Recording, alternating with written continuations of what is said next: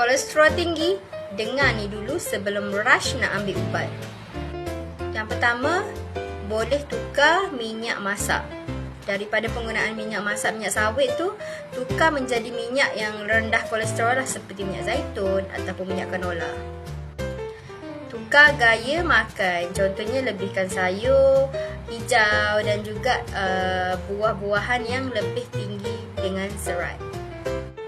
Kurangkan makanan yang bergoreng dan juga kurangkan daging yang proses. Daging proses tu macam makanan proses lah, contohnya sosis yang begitu. Yang seterusnya, yang ini kecil tapi orang tak perasan sebenarnya banyak sangat manfaat dia, iaitu minum air sebelum makan. Ini banyak sangatlah dia punya kebaikannya. Dan yang terakhir, cuba jalan 20 hingga 30 minit setiap hari.